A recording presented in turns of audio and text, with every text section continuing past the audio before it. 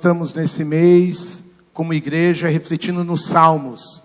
De manhã eu falei com um pouco mais de atenção, que o livro de Salmos é um dos livros centrais na história do povo de Deus como um todo, e nós conversamos hoje de manhã sobre o que os Salmos têm a ver com a igreja. Mas agora à noite eu me desafiei, né? Mês passado nós estávamos aqui comemorando os 7 anos de comunidade. Alguém, eu não me lembro quem, pregou nos 7 anos usando um salmo, a pastor Silas, eu também. Aí pastor Zé Roberto falou, vamos emendar o mês para a gente falar nos salmos. E eu confesso para a igreja que eu me senti desafiado de falar, principalmente num dos salmos mais conhecidos, mas por que não dizer, num dos mais radicais da palavra de Deus. E eu quero pensar que o que me desafiou falar neste salmo é porque nós somos uma geração de cristãos que, infelizmente, eu digo isso com o coração pastoral bem apertado, bem pequeno, infelizmente, a cristandade moderna vive de altos e baixos.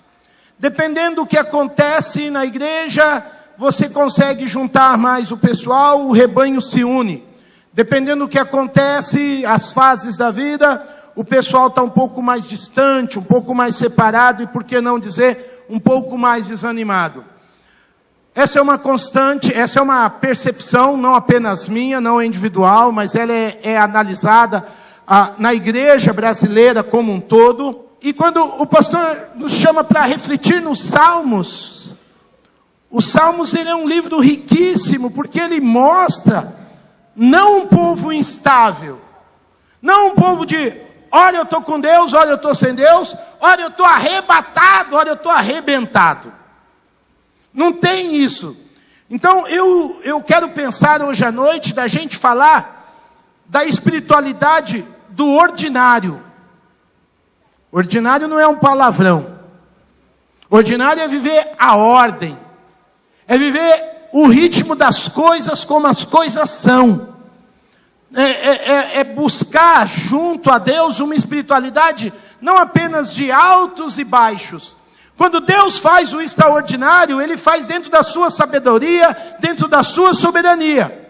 Mas a mim e a cada um de nós cumpre viver uma vida com Deus dentro de uma ordem do Espírito Santo. Todo dia eu louvei a Deus quando eu vi esse grupo de homens aqui, porque o Vetão foi procurar o pastor Zé. Ele não falou assim, eu vou orar para saber se eu vou lá na rua servir a quem precisa. Não, já é uma ordem de Jesus, você não precisa orar por isso, você tem que ouvir a ordem e ir, amém? E agora eu compliquei para o teu lado, né? Porque, eu preciso orar para mostrar amor? Não, está na ordem do dia, amar ao próximo. Então a gente precisa parar de querer viver a vida só extraordinária, de altos, de milagres, mas aprender a viver a vida ordinária. A espiritualidade que a gente mostra no dia a dia, quando as coisas estão bem e quando as coisas não estão bem. Quando está todo mundo nos aplaudindo e sorrindo para a gente, e quando não está todo mundo aplaudindo ou gostando da nossa presença. A espiritualidade quando a conta no banco está azul, está bonita e veio uma surpresa. E quando a vida nos reserva surpresas que você tem que gastar aquele da economia que você tinha reservado. Você tem que amar a Jesus e servir a Jesus quando as coisas estão aqui e quando as coisas não estão aqui. Amém? E isso é um desafio. E isso é um desafio. Para os irmãos terem ideia, se fez uma pesquisa nos Estados Unidos, depois de 11 de setembro, como as igrejas evangélicas voltaram a ficar cheias. Elas estavam esvaziadas em alguns locais, em algumas grandes cidades. Veio 11 de setembro, aquela sociedade teve que pensar na morte, teve que pensar no depois.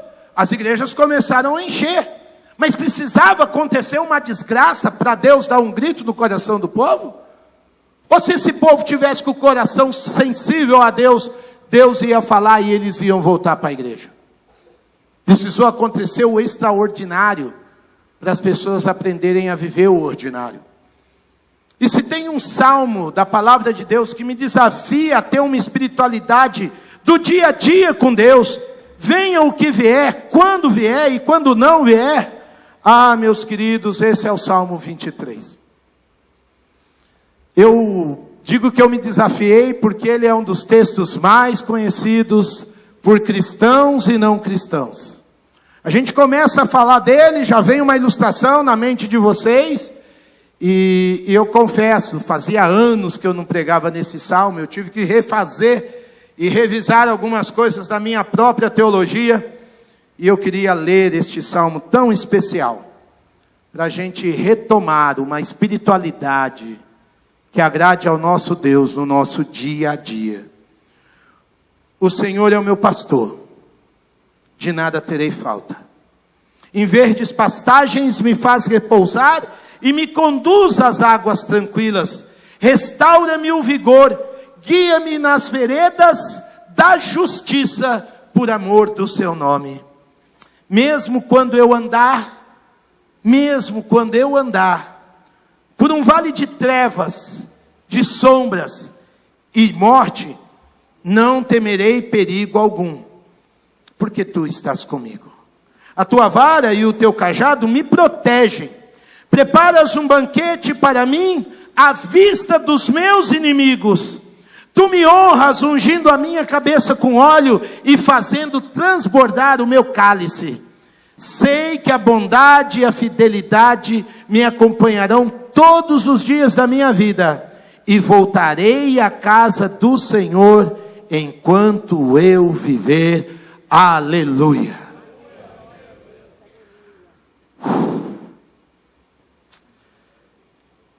Esse homem escreve esse salmo, fazendo desse salmo a sua confissão de vida, o seu lema de vida, a sua marca de existência como ser humano, como homem, como gente. Esse salmo foca nas ações e na companhia do seu supremo pastor. Esse salmo fala pouco do salmista. Esse salmo joga a luz não em quem o salmista é, não aonde o salmista acerta, não aonde o salmista erra, mas o salmista tem a plena convicção de que ele não passa de uma ovelhinha guiado pelo supremo pastor. E ele, como ovelha, fala do relacionamento que o seu pastor tem com ele, e de que ele tem com o seu supremo pastor. Amados, eu olho para esse texto e eu não posso parar no verso 1, eu vou quase que ignorar o verso 1 hoje à noite, para confrontar a sua mentalidade. Porque muita gente só lê o Salmo 23 no verso 1 e transforma uma relação bonita e ampla com o pastor do Salmo, como se ele fosse um gênio da lâmpada. O Senhor é o meu pastor, nada vai me faltar. Amém. E isso é encurtar um relacionamento. E isso é diminuir a grandeza de quem Deus é. O Salmo é muito mais amplo. O Salmo mostra uma relação dinâmica e não mecânica, onde o pastor tem que me suprir como se fosse um grande shopping center. Então eu quero alguma coisa, eu olho para o meu pastor, e o meu pastor supremo tem que me dar as coisas. Quantas vezes eu não entrei em cidades do interior brasileiro, e estava lá escrito o Salmo 23, o Senhor é meu pastor, nada me faltará. Mas quando você pergunta qual é o seu nível, qual é o nível de relacionamento dessa cidade com Deus, onde é que Deus está agindo nessa cidade, onde é que as pessoas estão deixando Deus guiar os seus passos, as suas intenções, as suas vocações, as suas agendas de vida, porque esse grupo de homens que começou aí de sexta-feira à noite, teve que abrir algo de mão da sua agenda, teve que sair do conforto do seu lar, do quentinho da sua casa. Por quê? Porque ouviu a voz do seu supremo pastor, porque tem um relacionamento com o pastor, e se deixa então ser guiado. O ter falta ou não de alguma coisa não existe mais nesse relacionamento, porque quem me supre é Ele, eu estou no relacionamento com Ele. O que Ele vai me dar ou deixar de me dar é secundário, porque eu estou intencionalmente me propondo a andar com Ele, e me deixar ser guiado. E quando eu digo me deixar ser guiado, a gente percebe que o Supremo Pastor tem propósitos próprios, em tempos próprios para as nossas vidas. O Supremo Pastor não fica perguntando para a gente: filho, você quer andar no lugar bonito ou no lugar horrível? Filho, você quer andar no lugar suave ou no lugar pesado? Filho, você quer andar na descida ou na subida? Não. O pastor vai levando a ovelha. E se você ler o texto, você viu que ele passa por diversos cenários. Cenários não tão suaves. Cenários não tão bonitos. Cenários não tão gostosos. E o importante aqui para o salmista não é o cenário, é o pastor. E esse salmo ecoa de geração em geração na história do povo de Deus. Ele foi escrito pela maioria dos estudiosos em 1029 antes de Cristo Jesus. Porque o grande lance foi a percepção graciosa e grandiosa do salmista de que Deus estava pastoreando e dirigindo a sua vida no dia a dia. Na onde o salmista estava? E aqui tem o pulo do gato de olhar para o texto, né? Porque esse salmo é atribuído a Davi. Eu já disse, escrito em 1029. Em 1029, Davi não era rei. Em 1029, Davi não era um grande músico ainda no palácio de Saul. Em 1029, você sabe o que Davi era? Ele era um moço, ele era um adolescente, ele era simplesmente um... Pode falar, você está certinho, fala para sair bonito na gravação. Ele era um pastor de... Peraí, você está me dizendo que o salmista coloca em Deus, ele olha para Deus, ele tem a percepção de quem Deus é, naquilo que ele fazia como profissão do seu dia a dia? É isso, igreja? Sim. Nós podemos alterar o salmo. Se você é um professor da rede pública, que soa e transpira para ensinar os nossos meninos, você pode dizer: o Senhor é meu professor, e Ele vai me orientar. Se você é um motorista de aplicativo, você pode dizer: o Senhor é o meu motorista, Ele há de me guiar nessa cidade. Se você é um representante de vendas, você pode dizer: o Senhor é aquele que vendeu a sua alma por mim, nada me faltará.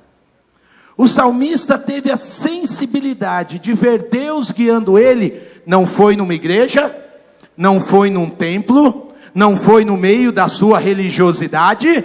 Deus o guiou no meio do seu dia a dia. Não é bonito, gente? Ele não fez um salmo dizendo: Deus está no templo. Não, Deus está lá, no meio das ovelhinhas. Deus está andando onde eu ando. Deus está falando quando eu falo. Deus está me fazendo ouvir através das coisas que eu ouço. Não é um Deus distante, não é um Deus longe, não é um Deus soberbo. É um Deus que pastoreia a minha vida como eu pastoreio as minhas ovelhas. Um Deus que teve a misericórdia de andar comigo na minha existência, no meu dia a dia. E aí, querida igreja, eu queria pensar hoje à noite que existe 3 grandes aspectos para nós crescermos na nossa espiritualidade ordinária. São 3 grandes aspectos ordinários no dia a dia da ordem de Deus, onde a gente vai ver a mão do Senhor agindo na nossa vida. Só que o problema não é ver, o problema é se deixar guiar. Porque se tem 3 áreas que Deus vai trabalhar com a gente e nos guiar, vai ser no desgaste do dia a dia. E você se desgasta, como eu disse, como professor, como motorista, como cozinheiro, como funcionário público. Você se desgasta como estudante. Você se desgasta como pai, como filho, como esposo, como esposa. E nesse desgaste Deus quer nos pastorear. Mas Deus também quer nos pastorear nos incógnitos. Deus quer nos pastorear também nos incógnitos da vida. Saiu, aleluia. Você vive alguns incógnitos. Você vai descobrir isso daqui a pouquinho. Talvez você nunca imaginou. Mas Deus também quer nos pastorear na contemplação e na nossa finitude. Nós vivemos dias onde o ser humano quer ser sempre mais. E ovelhas precisam descobrir que elas são menos para que elas sejam pastoreadas. E quando eu quero pensar nisso, é lógico que eu vou olhar os versos de 1 a 3. O salmista vai dizer que Deus é o seu pastor, nada lhe falta. Em verdes pastagens me faz repousar e me conduz às águas tranquilas. Restaura-me o vigor, guia-me nas veredas da justiça, por amor do seu nome. Sabe onde Deus vai guiar a sua vida? Sabe onde a sua espiritualidade precisa crescer? No cansaço do dia a dia. Se existe um lugar onde o pastoreio supremo vai ensinar a você o que é dependência de Deus, e como acabamos de cantar, o que é renovo de Deus, é quando você para no seu dia a dia e fala: hoje foi um dia estressante, hoje foi um dia cansativo, mas ao final desse dia, no meio de todo o meu cansaço, se existe algum louvor, é porque Deus pode me renovar. Eu quero pensar, queridos, porque o verso 2, o salmista diz: Ele me leva a pastagens, e nessas pastagens, Ele me faz repousar. Nós vivemos uma sociedade neurótica. Por que que aumentou a depressão? Por que aumentou a crise de ansiedade? Porque nós temos e amamos mercado 24 horas. Porque a internet não desliga. Porque tem filme na Netflix a noite inteira, a madrugada inteira, o dia inteiro. Posto de gasolina 24 horas. Aí você não quer uma sociedade neurótica? Aí você não quer uma sociedade depressiva? Você não quer uma ansiedade onde o povo não desliga? Vai ter uma consequência, sim ou não? Por isso que eu preciso ser pastoreado por Deus, porque Deus fala: para, eu quero te levar a uma pastagem, onde eu vou te nutrir, onde eu vou te alimentar, mas para isso você precisa parar. E essa é uma palavra que nos dias de hoje nós não gostamos, porque nós gostamos da palavra produzir, obter, lucrar mais e mais. E o pastor do Salmo 23 é o mesmo que diz lá no Salmo 46, verso 10: aquietai-vos e sabei que eu sou Deus. Na versão atualizada diz: parem de lutar. Os salmos nos ensinam que nós precisamos desligar em alguma hora do dia a nossa mente, o nosso coração, que a gente precisa aquietar, que a gente precisa ficar quieto. E você ouvir de mim que você precisa ficar quieto é porque você está falando demais.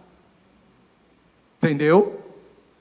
Às vezes lá em casa eu ganho uns elogios: nossa, o pai está quieto. Ai, glória a Deus. Porque eu dou bom dia para todo mundo, converso com todo mundo, mas tem que chegar uma hora do dia que o meu e o seu coração precisa parar. E por que precisa parar? Para receber refrigério. O salmista fala isso claramente: conduz-me às águas tranquilas e restaura-me, refrigera minha alma, restaura-me o vigor. E ele só pode dizer isso porque o salmista trabalhava numa região quente, meus irmãos. Sim, na sua infinita sabedoria, Deus, como supremo pastor que anda conosco no dia a dia, vai deixar espaço e situações onde a nossa peregrinação precisa do seu renovo. Precisamos parar e obter o refrigério que vem do Senhor. O motor da vida esquenta. A sua vida, minha irmã, minha querida irmã, esquenta no dia a dia. Por mais que você seja uma mulher hábil a cuidar da casa, cuidar do marido, cuidar das crianças, ter talvez uma segunda, uma terceira jornada profissional, a sua alma chega uma hora que ela esquenta, o motor ferve. E o pastoreio de Deus em nossas vidas se torna efetivo quando eu me lembro que eu sou sua ovelha. E porque eu sou sua ovelha, a minha alma precisa buscar competência, precisa buscar qualidade, na onde Deus vai me trazer refrigério. Como pastor, não são poucas as vezes que eu ouço dos meus irmãos dizendo: olha, Oswaldinho, eu não estou aguentando, o negócio esquentou, meu coração está pulsando, a minha cabeça está estourando, meus projetos. Aí eu sempre faço a pergunta: qual foi a última vez que você buscou em Deus essa palavra chamada refrigério.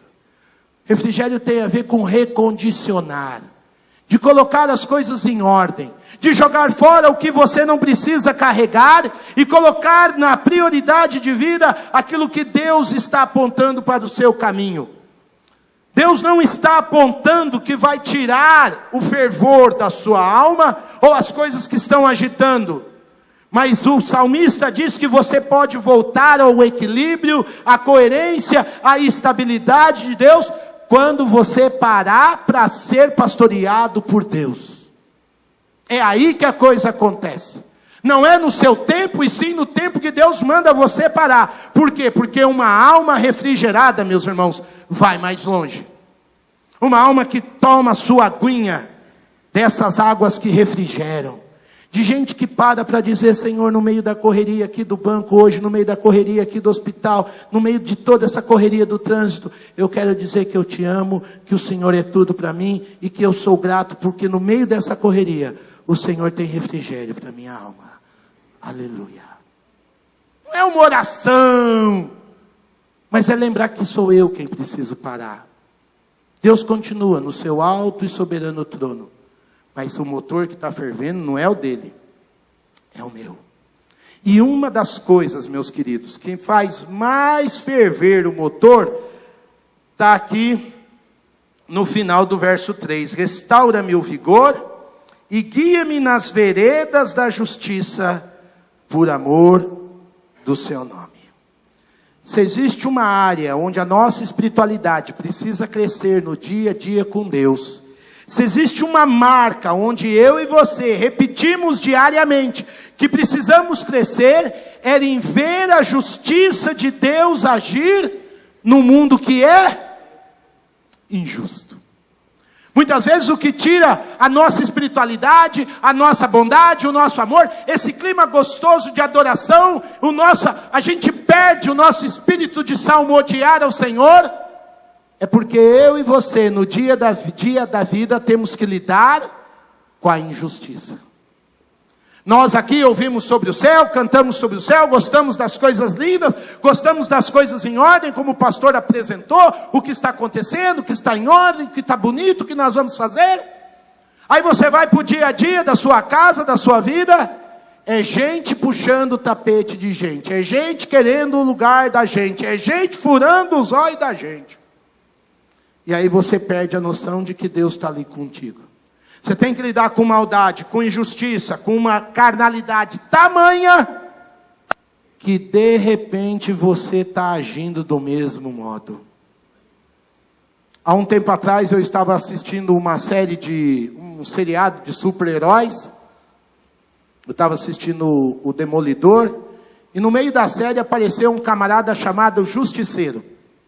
E o Justiceiro é um camarada, meus irmãos, que a família dele foi morta injustamente, ele era um militar do exército americano, aí ele resolve fazer justiça com as próprias mãos, e foram uns 4 episódios que o Justiceiro apareceu.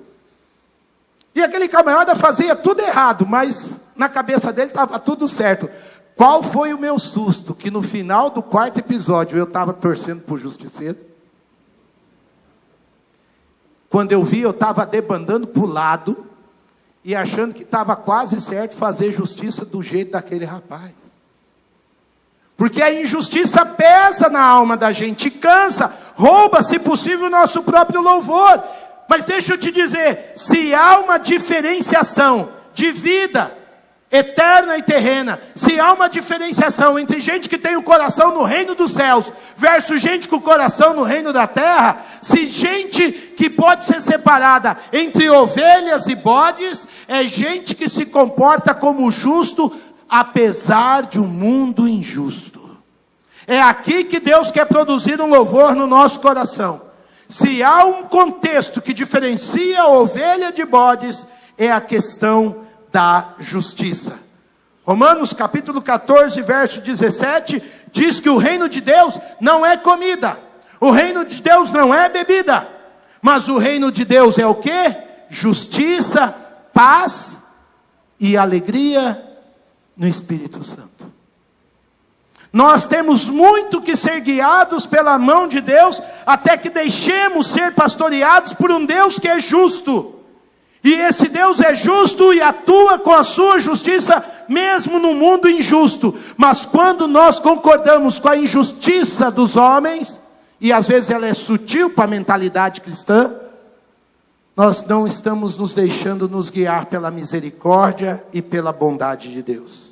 E até que nos deixemos ser pastoreados por sua graça, por sua misericórdia, por seu perdão, pelo seu amor, não vamos ter a mínima capacidade de entender o seu poder e a sua justiça.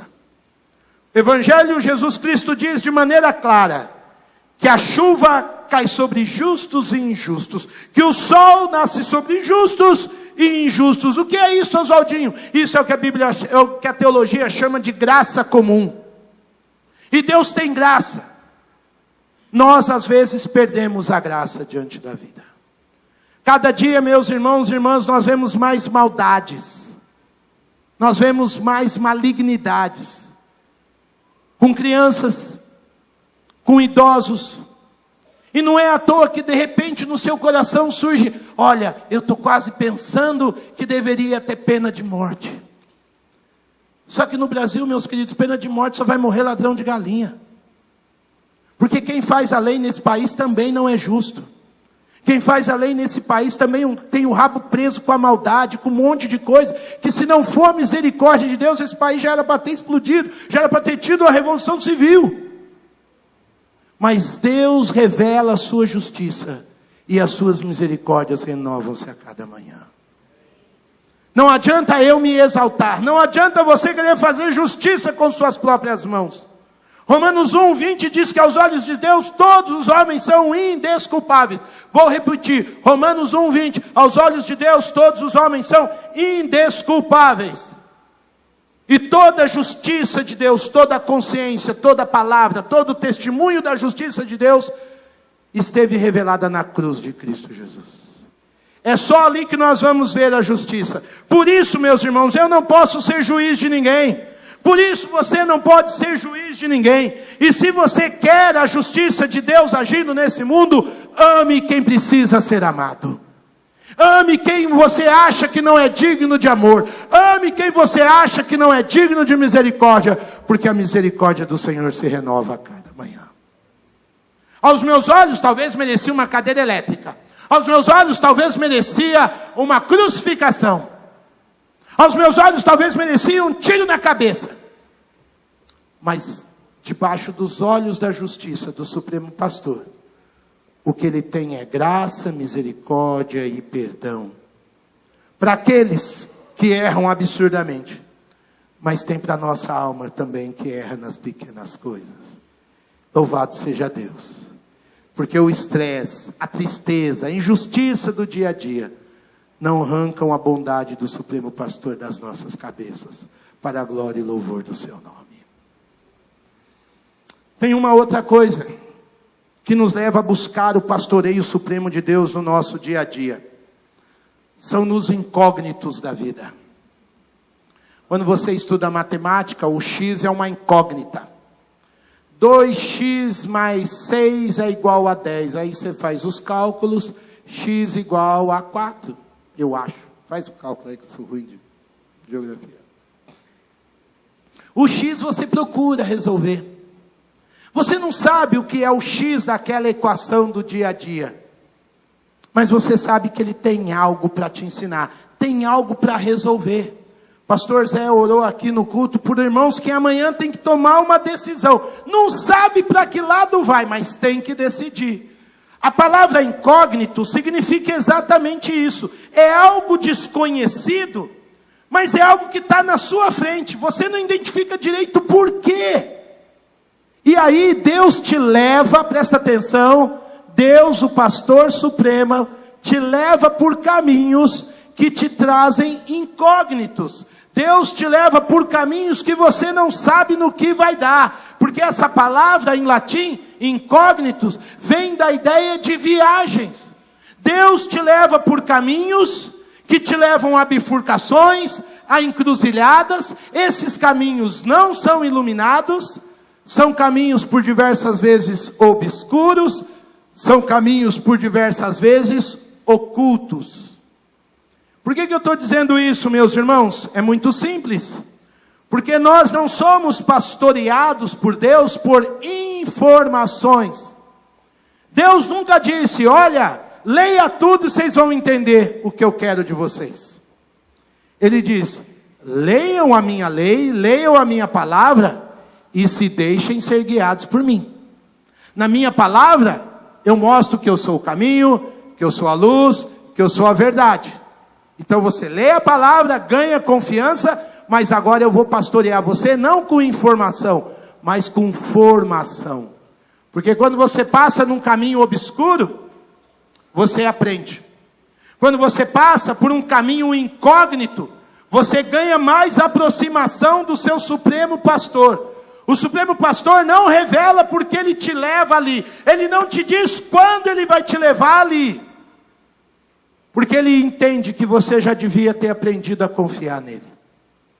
Porque ele entende que você já devia ter aprendido a descansar um pouco mais da sua alma. E ele fala, filho, garra no pai.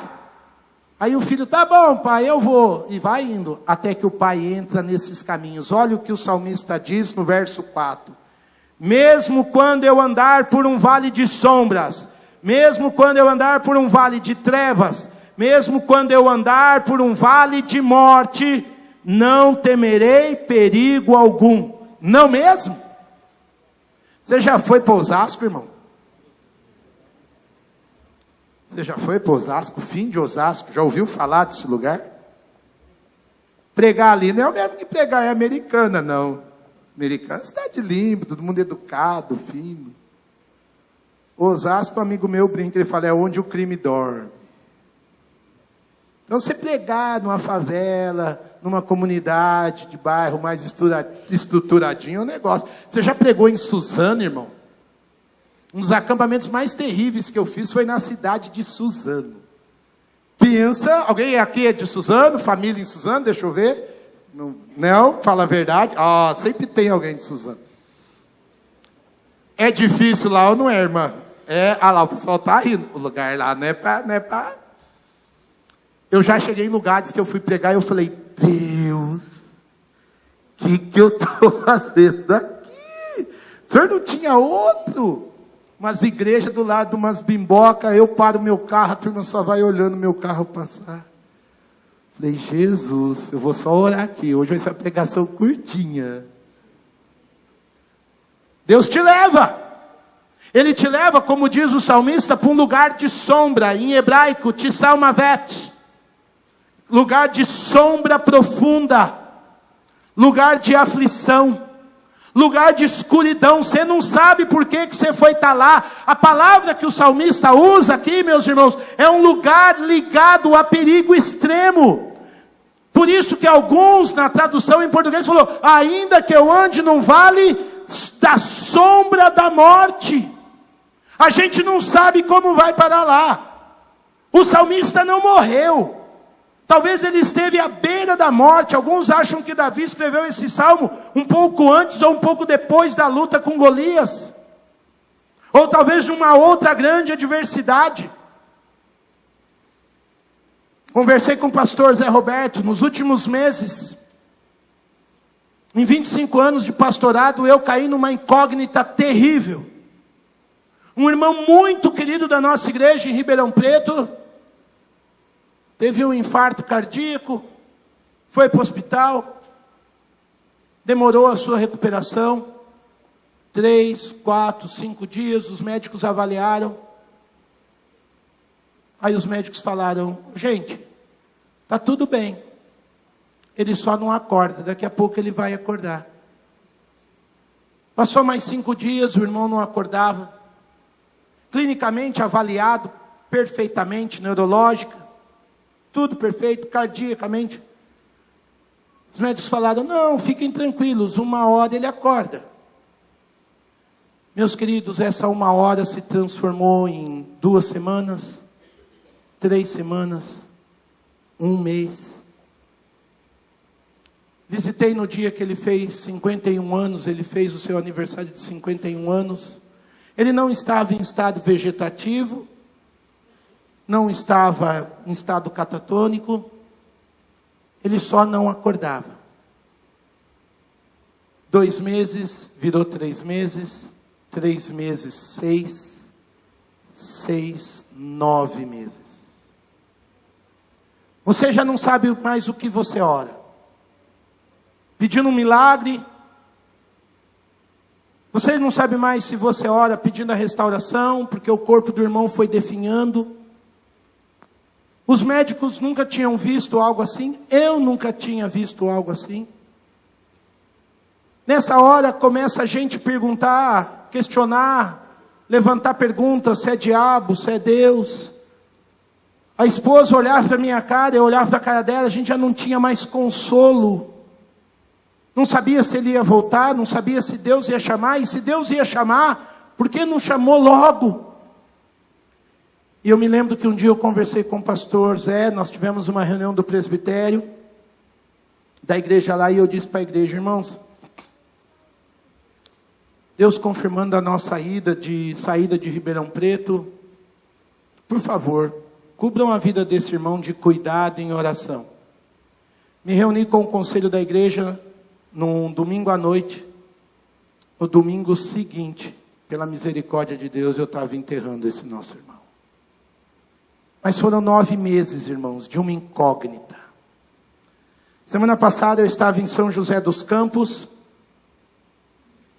E antes de eu pregar, o pastor abriu a palavra para um testemunho de um irmão de uma cidade ali perto, também membro daquela igreja.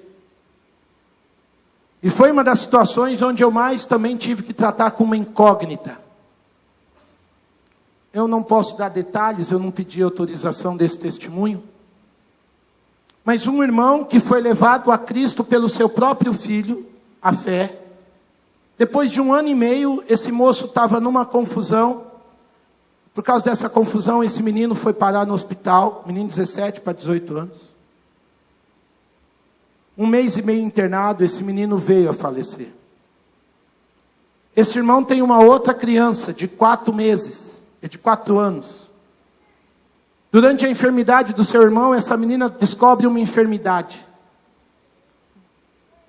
Eles têm que fazer um exame caríssimo, a igreja se junta, um exame muito caro, faz o exame, buscam recursos. No meio da busca de oração e recursos, com o coração enlutado pela morte do menino de 17 anos, a menina de 4 anos também morre. Esse irmão e sua esposa, andando e começando a andar com Jesus, 1 ano e meio de fé, perde os seus 2 únicos filhos. Você imagina eu sentado, que dali a 5 minutos eu ia subir para pregar, e esse irmão dando testemunho. Aí esse pastor querido, pastor Paulo, fala, irmãos, vocês não sabem, havia gente de muitas outras igrejas, ele falou, naqueles meses, eu como pastor, fiquei meio perdido do que pregar, porque semana após semana eu via esse irmão e sua esposa sentados ali.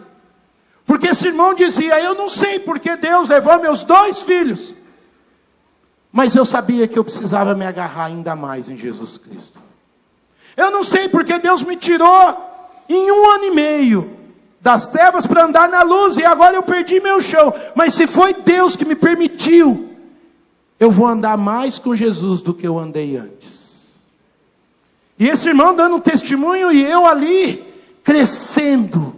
Porque se o salmista diz uma coisa absurda, e ele diz no verso 4, ainda que eu ande no vale da sombra e da morte, tu estarás comigo, não temerei perigo algum, pois tu estás comigo. Se tem uma coisa que você descobre no vale da sombra e da morte, é que Deus ainda é seu companheiro. Aleluia. É difícil ficar do lado de um irmão enfermo, é difícil ver a esposa, o esposo, os filhos adoecendo, é difícil.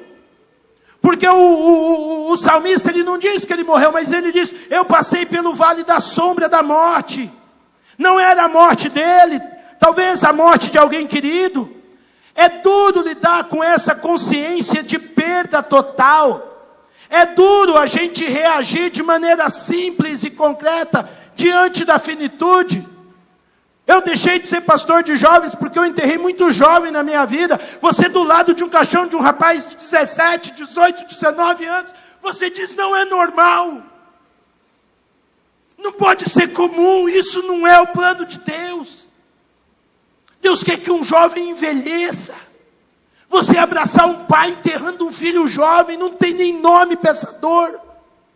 Um dia eu disse, Deus, eu não aguento mais, me tira desse ministério, eu não posso, eu não tinha mais forças. E graças a Deus, quando eu orei isso, foi um dia depois de eu enterrar um último jovem. Eu descobri que meu pai e minha mãe podem me amar, mas um dia eu vou ter que atravessar o vale sozinho. Seus pais podem te amar demais, seus filhos podem te amar demais, sua esposa, seu esposo, seus amigos te amam demais. Mas tem um dia que você vai ter que atravessar esse vale, sozinho. Sem seu pai, sem sua mãe. Mas o evangelho é boa notícia. A boa notícia é que Jesus Cristo vai atravessar esse vale com a gente. Ainda que meu pai tenha atravessado, ainda que alguns jovens tenham atravessado, glória a Deus, eles não atravessaram esse vale sozinhos. Eles atravessaram do lado daquele que venceu a morte.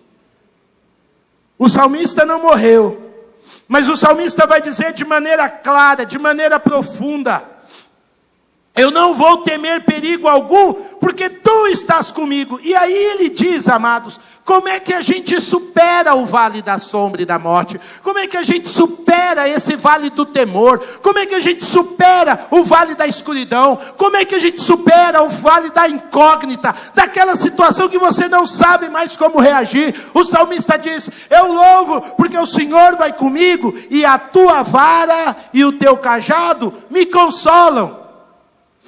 O que é a vara na mão do pastor? Ai. Nós vivemos a igreja cristã pós-moderna. As pessoas hoje têm dificuldade até para ser membro de uma igreja. Quanto mais aceitar a disciplina numa igreja. Quando as pessoas precisam ser disciplinadas numa igreja hoje em dia, você sabe o que elas fazem? Alguém falou, o que elas fazem? Muda. E aí, elas passam por vales na vida sem aprender a disciplina de Deus. Irmão querido, você é a ovelha de Jesus. Se essa igreja bendita aqui tiver que te disciplinar, o seu coração vai estar pronto para aceitar a disciplina do Senhor Jesus, amém? Não é espancar, não é machucar, não é envergonhar. A palavra disciplina vem da ideia de normatização de saúde. Um atleta é alguém disciplinado, ele acorda cedo, ele come algumas coisas, ele abre mão de algumas coisas, por quê? Porque ele tem disciplina. Um soldado guerreiro é valente, ele vai, ele enfrenta a luta, não é porque ele é mais corajoso que eu e você, é porque ele tem disciplina, ele se preparou, ele se organizou de dentro para fora, ele corrigiu rotas da vida, do coração, para alcançar aquele nível de saúde, de valentia. Quando o pastor hoje em dia precisa disciplinar, não é para mandar você para o inferno, meu irmão. Não é para querer o seu mal, para desestruturar a sua família, pelo contrário. A gente aprendeu e tem forças para não ter medo do maligno, porque a gente aprendeu a disciplina que veio de Deus. A gente continua fazendo as disciplinas espirituais, orando todo dia, comendo da palavra todo dia, buscando ao Senhor todo dia, jejuando pelo menos uma vez por semana, ficando quieto na hora que Deus tem que falar, vindo à casa do Senhor para servir, para amar, para estar com os irmãos, não ser brasa fora do braseiro. Tudo isso é disciplina que a gente faz quando está andando no normal. Quando chega ao vale, a gente abre mão ou continua a disciplina? Continua a disciplina. É isso que o salmista está dizendo. O que me consola é porque o Deus que me acompanha vai corrigir a minha rota. Eu estou feliz de ver a igreja cheia hoje. Estou feliz mesmo. E não é porque pastor gosta só de ver a igreja cheia, mas porque quando eu estava vindo para cá,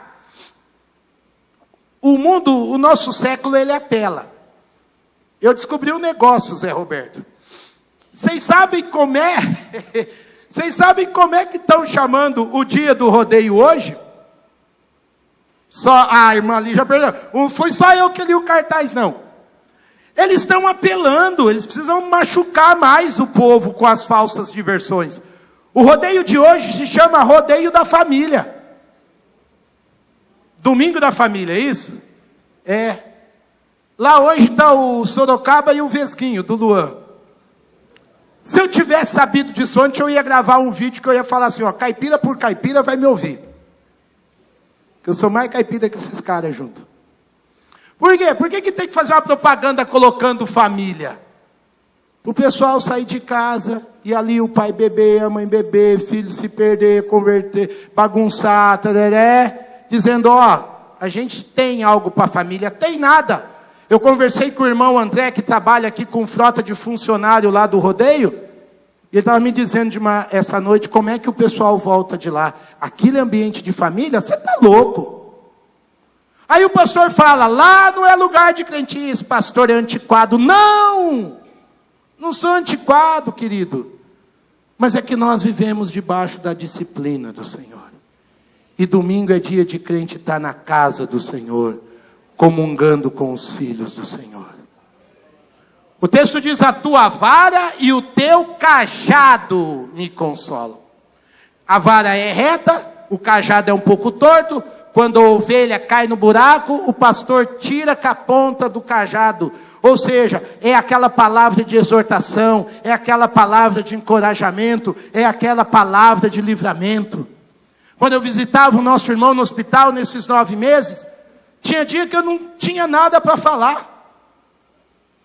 Mas eu podia abraçar, aqui hoje é sua viúva, suas filhas.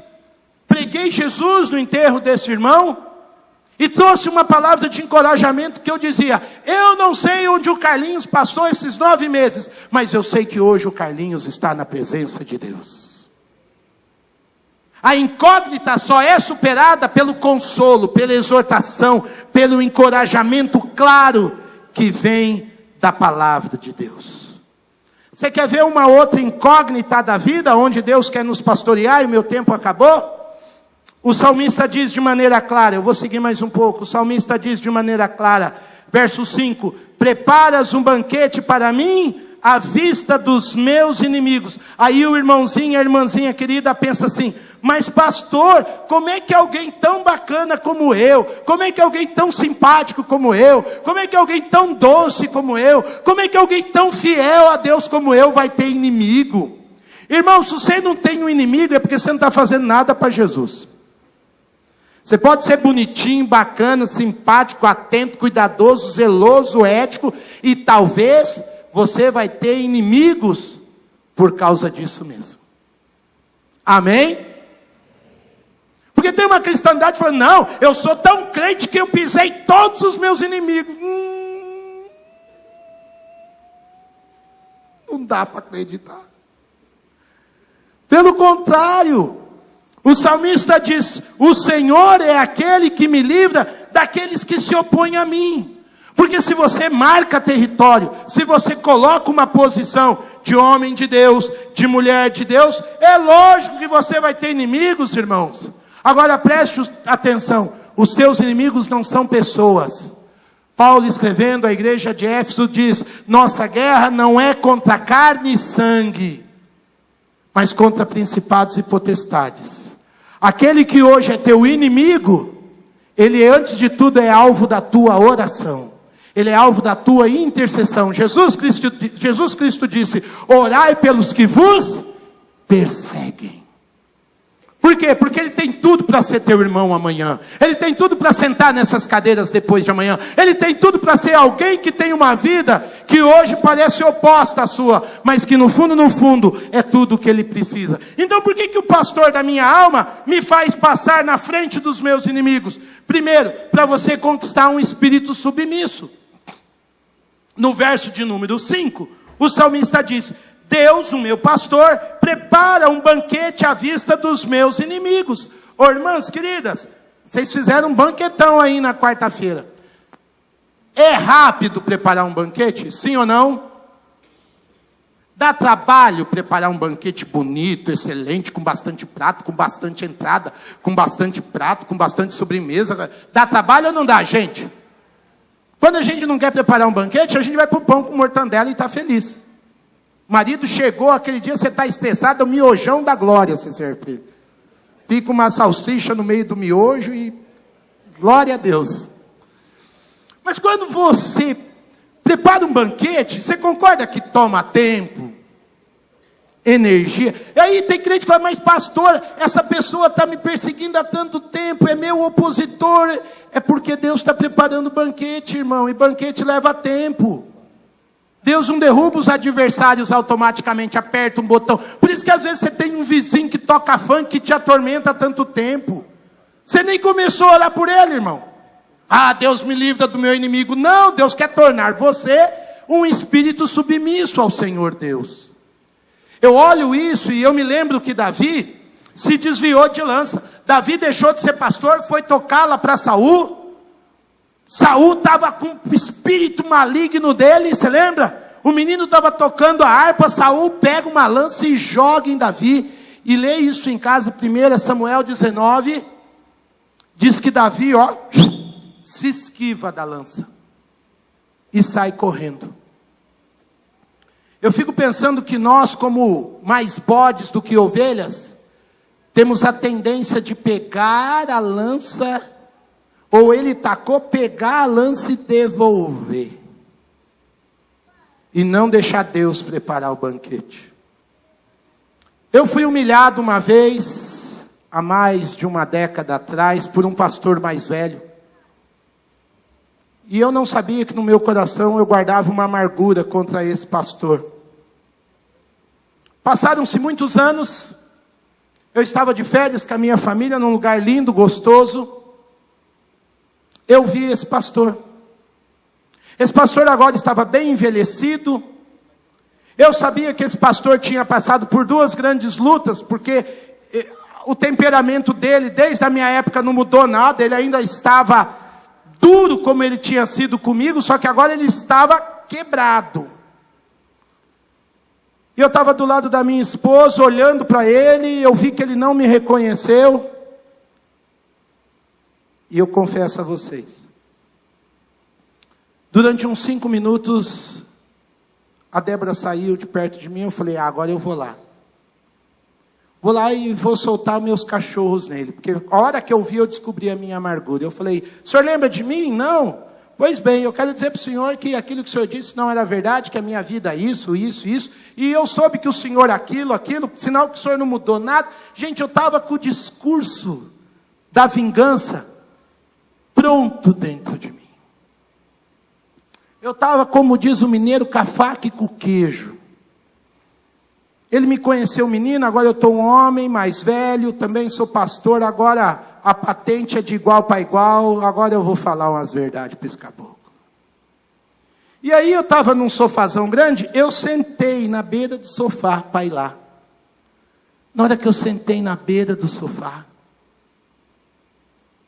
Deus falou fundo no meu coração. Você vai mesmo?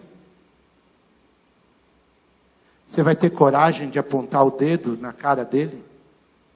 E se tornar pior do que ele foi com você?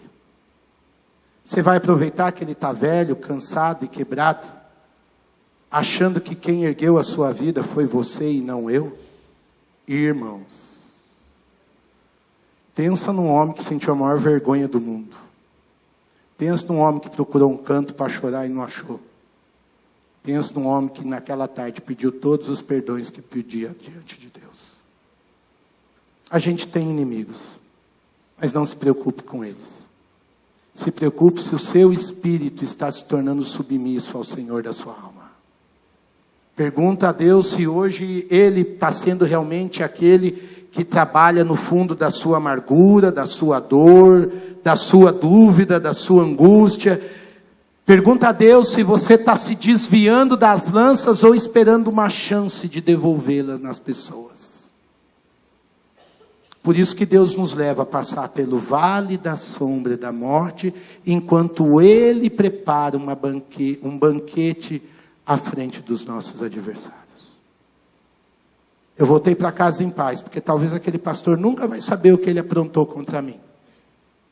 Mas eu volto em paz, porque naquele dia eu fui mais ovelha de Jesus Cristo do que eu talvez nunca tivesse sido. Ai do homem que não aprender a perdoar os seus inimigos. Por último, o salmista termina dizendo, verso 6. Como é que está aí na sua versão, irmãos? O Meia diz, sei que a bondade e a fidelidade me acompanharão. Talvez na sua está assim, certamente a bondade do Senhor me acompanhará. Concorda comigo? Na maioria das nossas Bíblias, aparece essa expressão, sei que e certamente que.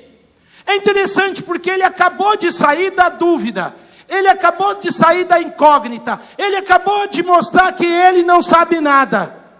E é tão lindo porque nós somos assim. Essa palavra é um advérbio de afirmação, que significa, eu posso estar andando no vale da sombra, Deus pode estar demorando para fazer um banquete à frente dos meus adversários, mas se tem uma coisa que eu também sei, mas se tem uma coisa que na minha limitação eu aprendi, se tem uma coisa que no meio da minha peregrinação eu posso descansar e aprender, é que ovelha de Jesus tem certeza de duas bagagens de Deus na sua vida. Quando Deus te leva a ser pastoreado, meu querido, sabe o que Deus leva? Bondade e amor. Se tem uma coisa que na sua jornada com o supremo pastor da sua alma, não vão faltar, olha o que ele diz, sei que a bondade e a fidelidade, ou o amor do Senhor, me acompanharão todos os dias da minha vida, e voltarei à casa do Senhor, enquanto eu viver. Aleluia. Ser pastoreado por Deus é coisa para macho. Ser pastoreado por Deus é coisa que traz uma hombridade, tanto para um homem como para uma mulher, traz uma maturidade, uma varonilidade em Cristo Jesus. É gente que não se permite desistir dessa jornada, porque um inimigo botou o dedo na cara, porque alguém da igreja traiu, porque alguém da igreja puxou o tapete, porque o pastor não me disse bom dia, porque aquilo acabou, ou o emprego dos meus sonhos, a porta fechou. Se fechou é porque Deus está te levando para um caminho muito melhor. Vai ser duro chegar lá, vai demorar chegar lá, talvez vai. Mas a bondade e a fidelidade do Senhor vão estar com você todos os dias. Talvez vai faltar saúde, talvez vai faltar força, talvez vai faltar um sorriso. Mas eu preciso aprender que essas duas bagagens que Deus me dá nessa jornada, enquanto eu reconheço a minha limitação, enquanto eu vou louvando, enquanto eu vou aprendendo a ser submisso, enquanto eu vou aprendendo a ser grato, enquanto eu vou aprendendo o que significa ser guiado por Ele. O salmista diz, Ele é meu pastor, não vai me faltar. Eu não vou saber o caminho, eu não vou saber quem são os inimigos, eu não vou entender tudo, mas eu vou poder contemplar a bondade de Deus. Eu vou poder contemplar a fidelidade do Senhor. Eu não vou precisar mudar de igreja, eu não vou precisar mudar de casamento, eu não vou precisar mudar de família, eu não vou precisar mudar de profissão, eu não vou precisar mudar de país, porque aqui onde eu estou, eu vou precisar entender o cuidado de Deus sobre a minha vida. É aqui onde eu estou que eu vou precisar continuar a louvar. É aqui onde eu estou que eu vou me permitir ser guiado por Deus. Sabe por quê, querido? Porque esse relacionamento não se trata de mim. Essa relação não tem a ver comigo. Esse foco do relacionamento é eu descobrir quem Deus é. Ele é o centro do pastoreio. Ele é o centro dessa amizade, dessa paternidade, dessa jornada, dessa caminhada. Aquele irmão que está 1 ano e meio na fé e perdeu os 2 filhos, entendeu isso. Quando eu abracei, ele falou, pastor Oswaldinho, eu e minha esposa agora temos um sonho novo. Falei, qual é o sonho, irmão? A gente quer ir para Jerusalém. A gente quer ver o que Deus fez nesse mundo. A gente nunca pensou em sair daqui, mas Deus colocou esse sonho novo. Eu abracei ele, eu falei, Deus vai te dar outros filhos. Filhos de fé, não mais filhos biológicos, mas filhos de fé. A viúva do meu irmão Carlinhos ontem postou um testemunho que ele deu no Facebook. Um testemunho que ele deu tempos atrás. Não era a imagem do meu irmão doente, frágil. Era a imagem e o testemunho de um homem que confiou e descansou em Deus. Ele é o foco do pastoreio. Nós somos ovelhas. Oswaldinho, o que a gente faz como ovelha? A gente se rende, irmão. A gente dobra o joelho na cama todo dia e começa o dia debaixo da misericórdia de Deus. A gente olha para o mesmo casamento, para os mesmos filhos, para os mesmos trabalhos do dia a dia e diz: Deus, me guia aqui onde eu estou. Vem ser o pastor da minha alma. Que eu seja a tua ovelha e não teu bode. Que eu ouça a tua voz no meio da luta, no meio do cansaço, e eu tire o cansaço do meu peito e transforme ele numa gratidão, num louvor, em algo que honre a Cristo Jesus. Eu convido você a ficar em pé nessa hora. Eu convido você a transformar essa canção conhecida num salmo. Um salmo que diz: ó Deus, eu me rendo ao Senhor. Independente da circunstância, do momento.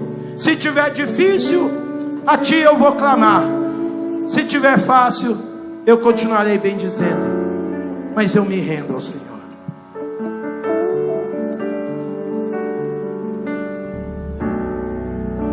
A Ti eu vou clamar, pois tudo vem de Ti e tudo está em Ti.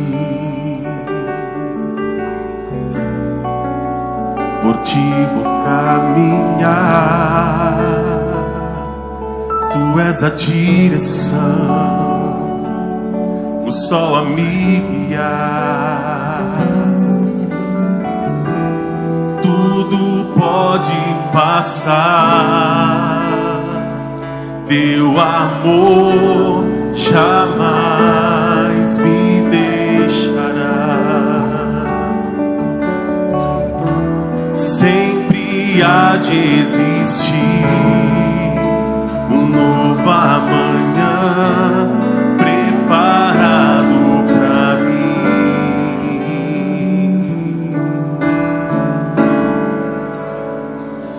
Eu me rendo aos Teus pés, és tudo que eu preciso pra viver. Eu me lanço aos Teus braços, onde encontro meu refúgio.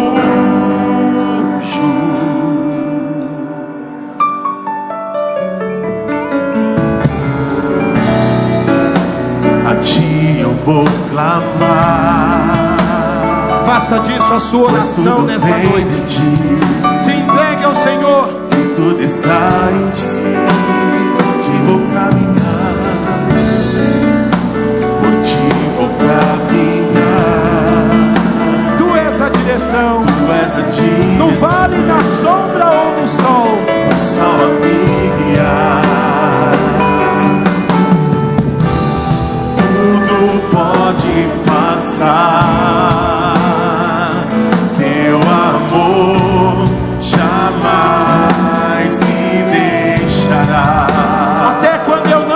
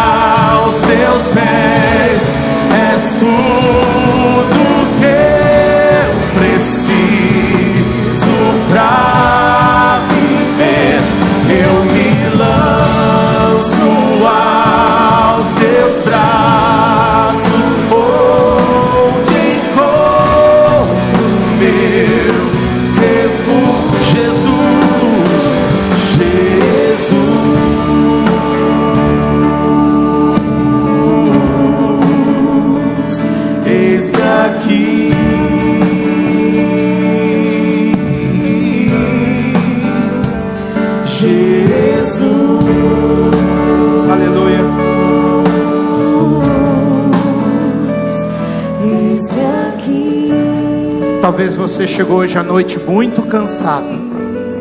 Talvez você chegou hoje à noite aqui pensando em desistir. Talvez você ache que a cruz que você tem carregado, os inimigos que você tem enfrentado, estão além das suas forças. E talvez eles estejam, para que você hoje à noite receba o gozo, a paz, a alegria, o amor, a bondade do Supremo Pastor Jesus. Eu quero orar com você que chegou hoje à noite pensando em desistir, cansado, pensando em fugir da família, pensando em fugir do trabalho. Sai do seu lugar, eu quero orar com você. Vem aqui para frente. Esse é um altar de renovo, esse é um altar de restauração, esse é um altar de Deus fazer novas todas as coisas. Esse é o Deus que começa conosco todos os dias. O nosso cansaço chega perto, o nosso cansaço Ele vai colocar na cruz de Cristo Jesus. O nosso medo do amanhã, a nossa vergonha, a nossa tristeza, o nosso cansaço com a injustiça, o nosso cansaço com o medo, o nosso cansaço com a falta de resposta, com a bondade que ainda não chegou no lar, na família, na casa. O nosso Supremo Pastor está disposto a trocar o nosso fardo pelo seu leve. Ó amado Deus, amado Deus, amado Deus, aquele que se deu por nós, aquele que se entregou por cada um de nós naquela cruz, aquele que se fez justiça nas nossas injustiças, aquele que se fez perdão nos nossos fracassos, aquele que se fez misericórdia na nossa maldade, aquele que restaura e faz novas todas as coisas. Olha para os meus irmãos e irmãs nessa noite. Seja o pastor que leve-os a beber daquela água que refrigera a vida, que refrigera o coração, que traz alívio, que traz segurança, que traz paz que o mundo não conhece, que traz paz que excede o entendimento. Que a gente volta para o jogo da vida amanhã, não pelas nossas forças, mas na força daquele que veio e venceu sobre tudo e sobre todos. Olha para o medo do íntimo do coração. Olha para a necessidade de ser cheio da tua presença. Olha para a necessidade de descansar. Olha para a necessidade daqueles que precisam se aquietar.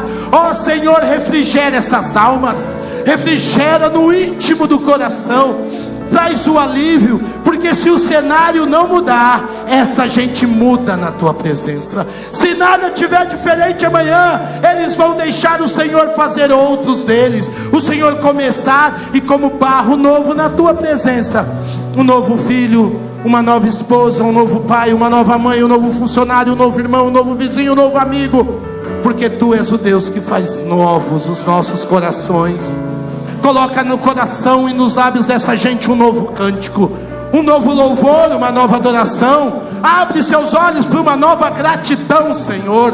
Mostra que a tua fidelidade os acompanha. Mostra que nada e ninguém os arrebata da sua mão. Mostra que o Senhor é o cajado, que o Senhor é a vara, que o Senhor é o escudo, que o Senhor é a espada, que o Senhor é a balança fiel, que o Senhor é a resposta, que o Senhor é tudo na nossa existência, para a honra, para a glória e louvor do teu nome. Deus os abençoe, Deus os abençoe, Deus os abençoe, em nome de Jesus.